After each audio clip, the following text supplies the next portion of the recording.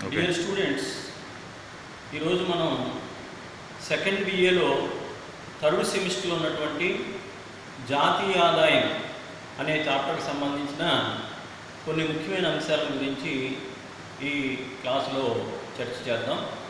ముఖ్యంగా జాతీయ ఆదాయం అంటే నేషనల్ ఇన్కమ్ అంటే ఏమిటి, నేషనల్ ఇన్కమ్ అంటే ఏమిటి అన్నప్పుడు ఒక సంవత్సర కాలంలో ఒక దేశంలో ఉత్పత్తి అయిన వస్తు సేవల విలువను జాతీయ ఆదాయం అంటారు.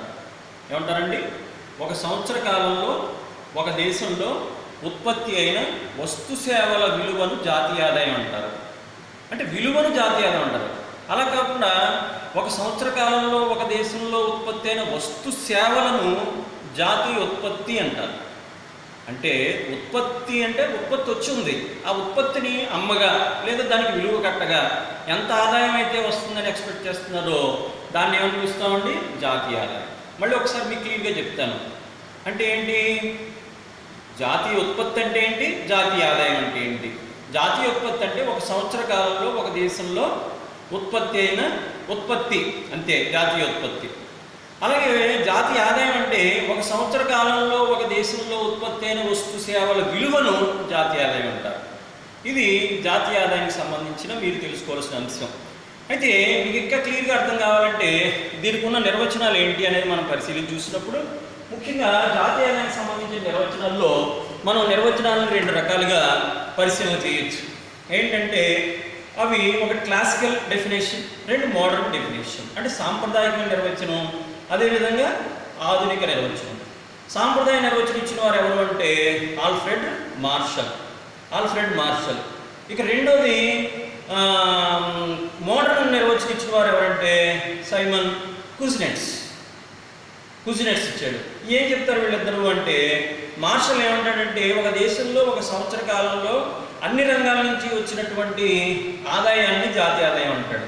అదే కుజ్నెట్స్ ఏమంటాడంటే, మోడర్న్ అర్థశాస్త్రవేత్త అయిన కుజ్నెట్స్ ఏమంటాడంటే C+I+G+X అంటే 4 రంగాలుగా దేశాన్ని విభజించుకుని ఆ 4 రంగాల్లోనూ ఉత్పత్తి ఎలా వస్తుంది, దాన్ని నమ్మితే ఆదాయం ఎంత వస్తుందని తెలియజేసేది జాతీయ ఆదాయం అని చెప్పిన వారు ఎవరంటే కుజ్నెట్స్. ఈ విధంగా ఇద్దరు నిర్వచనాలు మనం పరిశీలన చేసిన తర్వాత జాతీయ ఆదాయంలో ఉన్నటువంటి కొన్ని ముఖ్యమైన అంశాల గురించి మనం తెలుసుకోవాల్సిన అవసరం ఉంది.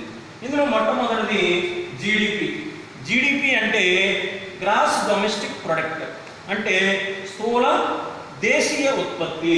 రెండో చూడండి జిఎన్పి అంటే గ్రాస్ నేషనల్ ప్రొడక్ట్. మూడవది ఎన్డిపి అంటే నేషనల్ డొమెస్టిక్ ప్రొడక్ట్. నాలుగవది నెట్ నేషనల్ ప్రొడక్ట్. అంటే ఈ విధంగా 4 తర్వాత ఐదవది ఏంటి అంటే ఉత్పత్తి కారకాల ఖరీదు దృష్ట్యా జాతీయ ఆదాయం. నెక్స్ట్ 6వది వ్యయ ఆదాయం.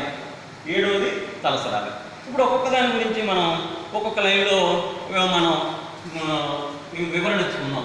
ఒకటి చూసినట్టుగా ఫస్ట్ జీడిపి అంటే గ్రాస్ డొమెస్టిక్ ప్రొడక్ట్ అంటే ఏంటి అంటే ఇందాక చెప్పినట్టుగా ఒక దేశంలో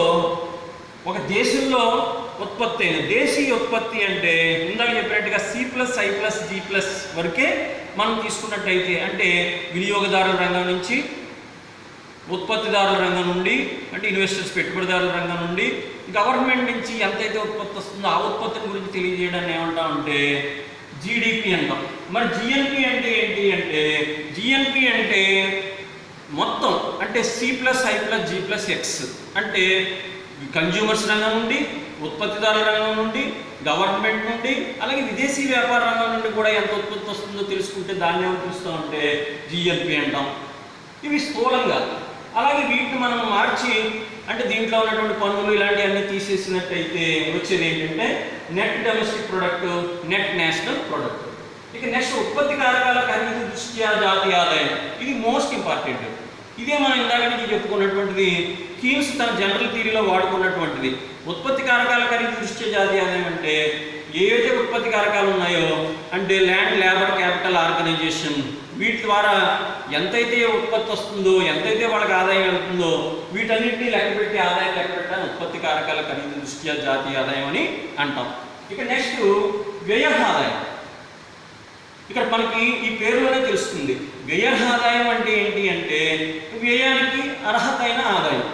ఇప్పుడు మన నేను కానీ లెక్చరర్లు అవనివ్వండి, ఇలా డాక్టర్లు అవనివ్వండి, లేకపోతే మన కాలేజీ అటెండెన్స్ ఎవరైనప్పటికీ కూడా ఆదాయం ఎంత వచ్చింది అనేది కాదు, వాళ్ళ వచ్చిన ఆదాయంలో ఎంత మనకి పన్నుల రూపంలో వెళ్ళిపోతుంది లేదా సేవింగ్స్ రూపంలో వెళ్ళిపోతుంది, వెళ్ళిపోగా మిగిలింది మాత్రమే వ్యయ ఆదాయం. అంటే డిస్పోజబుల్ ఇన్కమ్ అంటాం దాన్ని. అంటే వచ్చిన ఆదాయం అంతా ఎవరు ఖర్చు పెట్టలేడు. ఉదాహరణకి డైరెక్ట్ ట్యాక్సెస్ కానీ ఇండైరెక్ట్ ట్యాక్సెస్ కానీ కట్టాలి. డైరెక్ట్ ట్యాక్సెస్ అంటే మన యొక్క ఆదాయ పన్ను, ఇన్కమ్ ట్యాక్స్ కట్టాలి. అదేవిధంగా ఇండైరెక్ట్ ట్యాక్స్ అంటే మన అమ్మక పన్ను ఇలాంటి పన్నులు కట్టాలి, కార్పొరేట్ పన్నులు ఇలాంటివి కట్టాలి.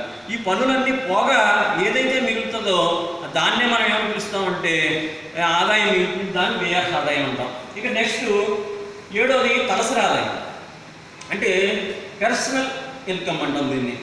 అంటే పర్సనల్ తలసరి ఆదాయం అంటే ఒక దేశంలో ఉన్నటువంటి జాతీయ ఆదాయం తీసుకున్నట్టయితే ఒక దేశంలో 100 కోట్ల జనాభా ఉంటే 100 కోట్ల మంది జనాభాకి ఆదాయాన్ని సర్దినట్టయితే ఎంతైతే తలసరి ఆదాయం ఉంటుందో దాన్ని తలసరి ఆదాయం అంటాం. అంటే ఒక్కొక్క తల మీద వచ్చినటువంటి ఆదాయాన్ని తలసరి ఆదాయంగా మనం పిలవడం జరుగుతుంది. ఇలాగే మనం జాతీయ ఆదాయంలోని వివిధ అంశాలని చూడొచ్చు. ఫస్ట్ది జీడిపి అంటే స్థూల దేశీయోత్పత్తి, రెండోది జిఎన్పి అంటే స్థూల జాతీయోత్పత్తి, నెక్స్ట్ మూడోది ఎన్డిపి అంటే నేషనల్ డొమెస్టిక్ ప్రొడక్ట్ అంటే జాతీయ దేశీయోత్పత్తి, నెక్స్ట్ జాతీయ నెట్ అంటే నికర జాతీయోత్పత్తి, నికర దేశీయోత్పత్తి, నికర జాతీయోత్పత్తి. 5వది ఉత్పత్తి కారకాల ఖరీదు దృష్ట్యా జాతీయ ఆదాయం, 6వది వ్యయ ఆదాయం, 7వది తలసరి ఆదాయం. ఈ 7 అంశాలు కూడా జాతీయ ఆదాయంలో మీరు ముఖ్యంగా తెలుసుకోవాల్సిన విషయం. అయితే మీకు ఇచ్చిన మెటీరియల్లో దీనికి సంబంధించి ఇంకా విపులంగా మనం చెప్పడం జరిగింది.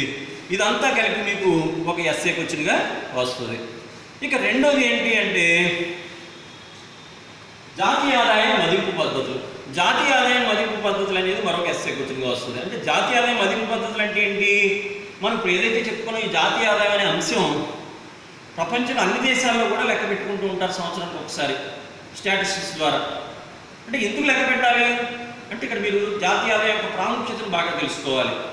జాతీయ ఆదాయ ప్రాముఖ్యత అంటే ఏంటి అంటే అది జాతీయ ఆదాయాన్ని బట్టే ఒక దేశం అభివృద్ధి చెందిందా లేదా అనేది మనం తెలుసుకోవడానికి అవకాశం ఉంటుంది. అంటే ఇప్పుడు చూడండి, ఒక వ్యక్తి అభివృద్ధి చెందాడా లేదా అనేది ఏంటి, వాడికి వచ్చే జీతాన్ని బట్టి చెప్తాం. అంటే వాడికి వచ్చే ఆదాయాన్ని బట్టి వాడి జీవన ప్రమాణ స్థాయి ఉంటుంది. వాడు కారు వాడుతున్నాడు, మేడ ఉందా, చెప్పులు ఎలాంటి వేసుకుంటున్నాడు, కళ్ళు చూడ ఎలాంటి పెడుతున్నాడు, ఎలాంటి కాస్ట్లీగా మూవ్ అవుతున్నాడు, ఇవన్నీ వాడి జీవన ప్రమాణ స్థాయిని తెలియజేస్తాయి. ఆ జీవన ప్రమాణ స్థాయి దేని మీద ఆధారపడుతుంది? వాడి యొక్క ఆదాయం మీద ఆధారపడుతుంది. అంటే వాడు రిచ్ మ్యాన్ రా బాబు, డబ్బున్నోడు అంటాం. అలాగే ఒక దేశం అభివృద్ధి చెందిన దేశం అంటే ధనిక దేశం, ఇప్పుడు అమెరికా ఉంది, లేకపోతే జర్మనీ ఉంది, లేకపోతే ఆస్ట్రేలియా ఉంది, ఇలాంటి దేశాలన్నీ అభివృద్ధి చెందిన డబ్బున్న దేశాలు అంటున్నాం. ఎలాగా? అక్కడ ప్రజలు తలసరి ఆదాయాలు ఎక్కువ, జాతీయ ఆదాయం ఎక్కువ. కాబట్టి భారతదేశంలో తలసరి ఆదాయాలు తక్కువ, కాబట్టి జాతీయ ఆదాయం తక్కువ. కాబట్టి ఈ దేశం అభివృద్ధి చెందుతున్న దేశం అంటున్నాం. అంటే ఒక దేశం అభివృద్ధి చెందిందా లేదా అనేది దాని బొమ్మ చూసో లేకపోతే జనాభాను చూసో చెప్పం కదా. జనాభా ఎక్కువనంత మాత్రాన అది అభివృద్ధి చెందిన దేశం అవ్వదు కదా. ఆ జనాభా అందరికీ ఎంత ఆదాయం వస్తుందనే దాన్ని బట్టి ఆ దేశం యొక్క జాతీయ ఆదాయం మనకి తెలుస్తుంది. ఆ జాతీయ ఆదాయం బట్టి అది అభివృద్ధి చెందిన దేశమా కాదనేది మనకి తెలుస్తుంది కదండి. కాబట్టి జాతీయ ఆదాయం అనేది అర్థశాస్త్రంలో, ముఖ్యంగా మ్యాక్రో ఎకనామిక్స్లో, స్థూల అర్థశాస్త్రంలో ఈ జాతీయ ఆదాయం అనేది మోస్ట్ ఇంపార్టెంట్గా మనం భావించాల్సిన అవసరం ఉంది. అయితే వివిధ దేశాల్లో ఈ ఆదాయాన్ని లెక్క పెట్టడానికి వివిధ పద్ధతులను అనుసరించడం జరుగుతుంది. అందులో మొట్టమొదటిది ఆదాయ మదింపు పద్ధతి. అంటే ఆ దేశంలో ఉన్న ప్రజలందరి యొక్క ఆదాయాన్ని పరిగణలోకి తీసుకుని, స్టాటిస్టిక్స్ తీసుకుని ఎవరికి ఎంత వస్తుంది అంటే సంఘటిత రంగంలో ఎంత ఆదాయం వస్తుంది, అసంఘటిత రంగంలో ఎంత ఆదాయం వస్తుంది, సేవల రంగంలో ఎంత వస్తుంది, వ్యవసాయ రంగంలో ఎంత వస్తుంది, పారిశ్రామిక రంగంలో ఎంత వస్తుందని ఆదాయాలన్నింటినీ లెక్కపెట్టి ఆదాయ మదింపు పద్ధతి ద్వారా జాతీయ ఆదాయాన్ని లెక్కపెట్టడం ఒక పద్ధతి. నెక్స్ట్ ఉత్పత్తి మదింపు పద్ధతి. అంటే ఆ దేశంలో ఎన్ని రంగాలు ఉన్నాయి, అన్ని రంగాల్లోనూ ఎంత ఉత్పత్తి వచ్చింది అని లెక్కపెట్టి ఆ దేశం యొక్క జాతీయోత్పత్తిని లెక్కపెట్టడానికి ఉత్పత్తి మదింపు పద్ధతి. ఇందాకే చెప్పాను CIGX అని. అంటే సి అంటే కన్జ్యూమర్స్, ఐ అంటే ఇన్వెస్టర్స్, జి అంటే గవర్నమెంట్, ఎక్స్ అంటే ఇంటర్నేషనల్ ట్రేడ్, విదేశీ వ్యాపారం. ఈ 4 రంగాల్లోనూ ఎంత ఉత్పత్తి వచ్చిందో లెక్కపెట్టి ఆ ఉత్పత్తి ద్వారా జాతీయ ఆదాయాన్ని అంచనా వేయడానికి ఉత్పత్తి మదింపు పద్ధతి అంటాం. ఇక మూడో పద్ధతి వ్యయాల మదింపు పద్ధతి. ఇది ఇండియాలో ఎక్కువగా అనుసరిస్తూ ఉంటాం. ఈ వ్యయాల మదింపు పద్ధతి అంటే ఏంటంటే ప్రజలు తమంతా వచ్చిన ఆదాయాన్ని ఒక సంవత్సర కాలంలో ఎంత వ్యయం చేశారు, దీన్ని ఇంగ్లీష్లో ఎక్స్పెండిచర్ మెథడ్ అంటాం.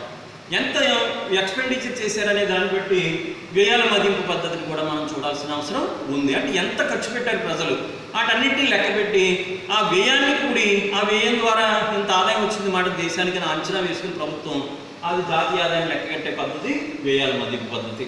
ఆ దేశంలో ఉన్నటువంటి రిసోర్స్ బట్టి, ఆ దేశంలో ఉన్నటువంటి స్టాటిస్టిక్స్ తీసే సిబ్బంది యొక్క నైపుణ్యతను బట్టి ఆయా దేశాల్లో ఏం చేస్తారంటే అభివృద్ధి చెందిన దేశాల్లోనూ అభివృద్ధి చెందుతున్న దేశాల్లోనూ ఆదాయ మదింపు పద్ధతి, ఉత్పత్తి మదింపు పద్ధతి, వ్యయింపు మదింపు పద్ధతుల్ని అనుసరించడం అనేది జరుగుతూ ఉంటుంది స్టూడెంట్స్. కాబట్టి ఇప్పుడు మనం ఈ క్లాస్లో 2 క్వశ్చన్లు నేర్చుకున్నాం. ఒకటి ఏంటంటే జాతీయ ఆదాయంలో ఉన్నటువంటి వివిధ అంశాలు ఏంటి, అసలు జాతీయ ఆదాయం అంటే ఏంటి అనేది ఒక ఎస్సే క్వశ్చన్. రెండో క్వశ్చన్ ఏంటంటే జాతీయ ఆదాయాన్ని ఎలా కొలుస్తారు, దీన్నే మరో పేర్లు ఎలా పిలుస్తారంటే జాతీయ ఆదాయ మదింపు పద్ధతులు అంటే ఏమిటనే 2 విషయాల గురించి మనం ఇందులో తెలుసుకున్నాం. ఇక మూడోది చక్ర రూప ఆదాయ ప్రవాహం. ఇది చిన్న షార్ట్ వచ్చింది మీకు. దీన్ని చక్ర రూప ఆదాయ ప్రవాహం అంటాం. చక్ర రూప ఆదాయ ప్రవాహం ఇది షార్ట్ క్వశ్చన్గా మిమ్మల్ని అడుగుతాడు. కానీ మొత్తం మ్యాక్రో ఎకనామిక్స్ ఇది చాలా ఇంపార్టెంట్గా మనం తీసుకోవాల్సిన అవసరం ఉంటుంది. ఏంటిది చక్ర రూప ఆదాయ ప్రవాహం అంటే ఏంటి తెలియకపోతే కొన్ని కష్టంగా అనిపిస్తుంది తప్ప నిజంగా చూస్తే ఇది చాలా ఈజీగా ఉంటుంది. ఒక దేశాన్ని మనం 2 రంగాలుగా విభజించవచ్చు, 2 రంగాలుగా విభజించవచ్చు. ఒకటి కుటుంబ రంగం, రెండోది వ్యాపార రంగం. ఇంతే కదండి, ఈ 2 రంగాలే ఉంటాయి. అమ్మేవాళ్ళు ఉంటారు, కొనేవాళ్ళు ఉంటారు. ఇక్కడి నుంచి ఈ కుటుంబ రంగం నుంచి ఈ రంగానికి ఆదాయం వెళ్ళిపోద్ది, మళ్ళీ ఇక్కడి నుంచి ఇక్కడికి ఆదాయం తిరిగి వచ్చేస్తూ ఉంటుంది. అంటే ఆదాయం ఒక చోట స్టాగ్నెంట్గా ఉండిపోదు.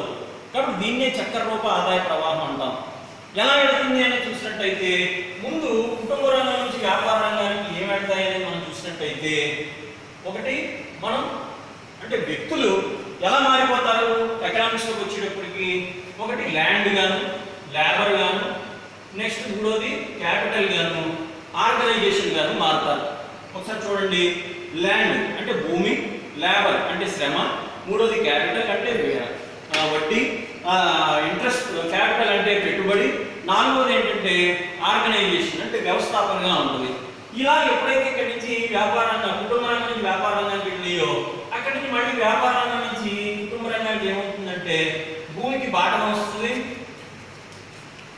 లేబర్కి వేతనం వస్తుంది, అలాగే క్యాపిటల్కి వడ్డీ వస్తుంది. నెక్స్ట్ ఆర్గనైజేషన్కి ఏమవుతుందంటే లాభం రూపంలో ఆదాయం అవుతుందంటే ఇక్కడి నుంచి ఇక్కడికి వస్తుంది. నెక్స్ట్ ఇకపోతే ఆదాయం వెళ్ళిపోతుందంటే వీళ్ళు మళ్ళీ వ్యాపార రంగానికి వీళ్ళ ఆదాయం అంతా వెళ్ళిపోద్ది. ఎందుకు వెళ్ళిపోతుందంటే వస్తువుల్ని కొనుగోలు చేస్తారు. వస్తువుల్ని కొనుగోలు చేయడం వల్ల ఈ డబ్బు అంతా కూడా ఎక్కడికి వెళ్ళిపోతుందండి, వ్యాపార రంగానికి వెళ్ళిపోతుంది. వ్యాపార రంగానికి పుట్టిన వెళ్ళిపోతుంది. అది వ్యాపార రంగం నుంచి మళ్ళీ కుటుంబ రంగానికి ఏమవుతుంది అంటే వస్తు సేవలు వస్తాయి. ఏమొస్తాయండి, వస్తు సేవలు వస్తాయి. ఈ విధంగా చక్ర రూప ఆదాయ ప్రవాహం అనేది జరుగుతుంది. అర్థమవుతుంది కదా మీకు. ఇక్కడ కుటుంబ రంగం నుంచి వ్యాపార రంగం అండి శ్రీను 2 రంగాలు ఉంటాయి. నీకు కూడా అర్థమవుతుంది. ఏంటి కుటుంబ రంగం, వ్యాపార రంగం, అంతే కదా. మనం ఒక వ్యవస్థను ఎలా చూస్తాం, మనందరం కుటుంబ రంగం, బయట వ్యాపార రంగం. అక్కడి నుంచి ఏమవుతుంది, మనం ఏం చేస్తున్నాం, మనం భూమి ఇస్తున్నాం. రెండోది ఏం చేస్తున్నాం, లేబర్, శ్రామికుడు. నువ్వు శ్రామికుడే, నేను శ్రామికుడిని. అటెండర్ అయినా శ్రామికుడే, లెక్చరర్ అయినా శ్రామికుడే. దేనికి పనిచేస్తున్నాం, మనందరం వేతనం కోసం పనిచేస్తున్నాం. మూడోది ఏంటి, పెట్టుబడిదారులు ఉంటారు. అంటే ఉత్పత్తిదారుల నుండి వాళ్ళు సంస్థలు పెట్టి వస్తు సేవలు ఇస్తుంటారు. అంటే వ్యాపారస్తులుగా మారుతారు, అంటే పెట్టుబడి పెడతారు. వాళ్ళు ఏమని పిలుస్తాం, మనం ఆర్గనైజేషన్ పిలుస్తాం, అంటే వ్యవస్థాపకులు. ఇలా 4 రంగాలకు వ్యాపార రంగానికి వెళ్ళినప్పుడు తిరిగి మళ్ళీ అది ఏమవుతుంది, బాటకం, వేతనం, వడ్డీ, లాభం. అంటే వీటికి మనం ప్రతిఫలాలు ఇవ్వాలి. భూమిని ఇచ్చినందుకు ఏమో బాటకం ఇస్తాం, లేబర్ అయినందుకు ఏమో వేతనం ఇస్తాం, క్యాపిటల్ అయినందుకు ఏమో వడ్డీ ఇస్తాం, ఆర్గనైజేషన్ ఏమో లాభం ఇస్తాం. డబ్బు రూపంలో వస్తుంది. ఈ డబ్బు మళ్ళీ తిరిగి ఎక్కడికి వెళ్ళిపోద్ది, వ్యాపార రంగానికి వెళ్ళిపోద్ది. వచ్చిన డబ్బు అంతా మళ్ళీ మనకు కావాల్సిన వస్తువులు, ఈ 4 రంగాలు తమకు కావాల్సిన వస్తువులు కొనుక్కుంటూ ఉంటారు. కొనుక్కున్నప్పుడు వ్యాపార రంగం ఏం చేస్తుంది, వీటి ద్వారా వచ్చే వస్తువులు మళ్ళీ తిరిగి కుటుంబ రంగానికి ఇస్తూ ఉంటుంది. ఇలాగా ఎల్ఎల్సీ రూపంలో వెళ్ళిపోతుంది. బాటకం, వేతనం, వడ్డీ రూపంలో, లాభ రూపంలో వచ్చేస్తుంది. వచ్చిన డబ్బుని వస్తు సేవలు వ్యాపారాన్ని సప్లై చేస్తే కుటుంబ రంగం కొనుగోలు చేస్తూ ఉంటుంది. ఈ విధంగా అటు నుంచి ఇటు తిరగడాన్ని ఏమంటామంటే చక్ర రూప ఆదాయ ప్రవాహం. కాబట్టి ఈ విధంగా ఒక షార్ట్ క్వశ్చన్ కూడా మీకు జాతీయ ఆదాయం చాప్టర్లో మీరు చదువుకోవాల్సిన అవసరం ఉంది. ఈ చాప్టర్లో మనం నేర్చుకునే 3 క్వశ్చన్లు. ఒకటి జాతీయ ఆదాయంలోని వివిధ భావనలు, రెండోది జాతీయ ఆదాయ మదింపు పద్ధతులు అంటే కొలుచు పద్ధతులు, మూడోది చిన్న క్వశ్చన్ చక్ర రూప ఆదాయ ప్రవాహం. ఈ 3 క్వశ్చన్లు మీకు మరీ డీప్గా కాకపోయినా కొంత అర్థమయ్యేలాగా చెప్పానని భావిస్తున్నాను. మీరందరూ చక్కగా ఈ వీడియో చూసి, అలాగే ఇంతకుముందు దీనికి సంబంధించిన పీపీటీ కూడా మన కాలేజీ పెట్టాం, మహారాణి కాలేజీ వాట్సాప్లో, అదే యూట్యూబ్లో. కాబట్టి అది కూడా చూస్తూ ఇది ఒకసారి మీరు వీడియోని కూడా చూసినట్టయితే ఈ సబ్జెక్ట్ మీకు అర్థమవుతుంది. 2వ మాడ్యూల్ దీని ద్వారా మీరు 3 క్వశ్చన్లకి ఇంపార్టెంట్ క్వశ్చన్స్ ఇవి, వీటన్నిటి మీరు ఆన్సర్ చేయగలుగుతారు థర్డ్ సెమిస్టర్లో. కాబట్టి okay, all the best students. Corona టైంలో బయటికి రాకండి, ఇంట్లోనే కూర్చొని చక్కగా మేము ఇస్తున్నటువంటి వీడియో క్లిప్పింగ్స్ అదేవిధంగా పీపీటీలు చూసి సెమిస్టర్ ఎగ్జామ్స్లో మంచి మార్కులు తెచ్చుకోవాలని భావిస్తూ సెలవు తీసుకుంటున్నాను. మీ బాలమూర్తి.